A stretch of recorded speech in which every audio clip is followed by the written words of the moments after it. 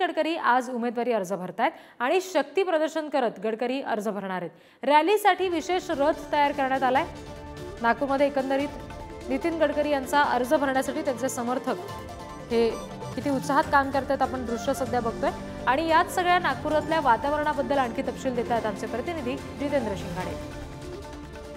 टप्प्यातील उमेदवारी अर्ज दाखल करण्याचा आजचा शेवटचा दिवस आहे आणि आज नागपुरातून केंद्रीय मंत्री नितीन गडकरी आपला उमेदवारी अर्ज दाखल करत आहेत आणि केंद्रीय मंत्री नितीन गडकरी यांच्यासोबतच रामटेकचे महायुतीचे उमेदवार शिंदेंच्या शिवसेनेचे उमेदवार राजू पारवे हे देखील उमेदवारी अर्ज दाखल करणार आहेत आणि या रथांच्या माध्यमातून हे उमेदवारी अर्ज दाखल करण्यासाठी संविधान चौकातून आकाशवाणी चौकापर्यंत जाणार आहेत।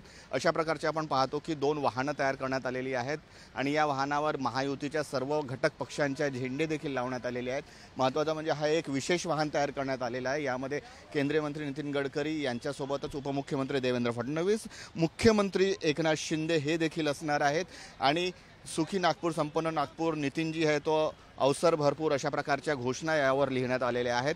संविधान चौकातून जवळपास 9:30 ते 10च्या दरम्यान 10:30च्या दरम्यान ही रॅली सुरू होईल। आकाशवाणी चौकापर्यंत जाईल, तिथे छोटेखानी सभा होईल, तिथेच काही लोकांची निवडक लोकांची भाषणं होतील आणि त्यानंतर उमेदवारी अर्ज दाखल करण्यात येणार आहे। त्यामुळे आज जो आहे ते पूर्ण शक्ती प्रदर्शन करीत या प्रकारची वाहनातून केंद्रीय मंत्री नितीन गडकरी आणि महायुतीचे एकूणच उमेदवार आज आपला उमेदवारी अर्ज दाखल करणार आहेत।